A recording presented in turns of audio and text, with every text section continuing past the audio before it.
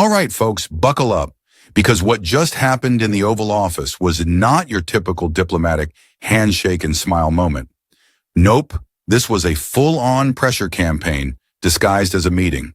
Trump, JD Vance, and their crew tried everything to corner Zelensky into saying, yes, sir. But let's just say that didn't go as planned.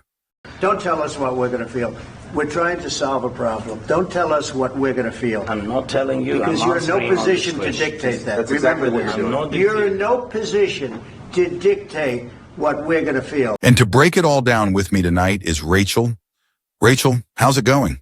Hey, Brian. Can't wait to get into this one. Because, wow, that was a disaster. End the war in Ukraine in 24 hours. Yes, I do. How would you do that? I know Zelensky very well. I'll end that war between those two countries in 24 hours. It won't even take that long. I will get the war ended. I'll stop all of those lives from being wasted and lost. And there'll be no more bombing of Ukraine. There'll be no more bombing of Russia. And everybody will be happy. Have a deal done in 24 hours from the time we started. And I would tell Zelensky something, and I would tell Putin something, and I'd get him into a room, and I'd tell him again and again. I would have a deal done very quickly. And you have to get them both in a room, and there are things you can say to each one of them, which I won't reveal now, which will guarantee that this war will end immediately. Trump had been hyping this up for months. I will end the war in 24 hours, believe me. But here's the thing. Just because he was in a rush doesn't mean you skip the basics. Normally, before a big press conference, both sides agree on key points, prepare answers for tough questions, and make sure they're on the same page. You don't just drag the other guy in front of cameras and hope he'll nod along to whatever you say. But that's exactly what Trump did.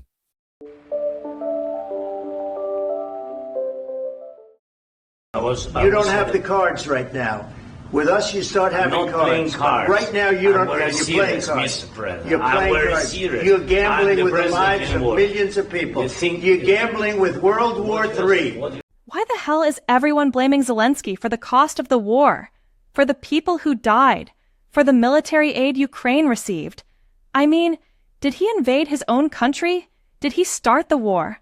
No, but somehow they're acting like he should be the one apologizing for it. Because it's a classic manipulation tactic. Shift the blame onto the victim so people forget who actually started the war. It's easier to make Zelensky the scapegoat than to hold the real aggressors accountable. Yep, the goal here wasn't just to end the war. It was to pressure Zelensky into signing over Ukraine's minerals for free. And how do you do that? Step 1, shame him. Step 2, make him feel guilty. Step 3, blame him for everything until he's desperate enough to sign whatever you put in front of him. Oh, and then there's this classic. If you don't take our offer, boom, World War III. This is like when an insurance salesman goes, if you don't buy this policy right now, your house will catch fire, your car will explode, and the whole neighborhood will turn to ash. Exactly. It's fake urgency 101.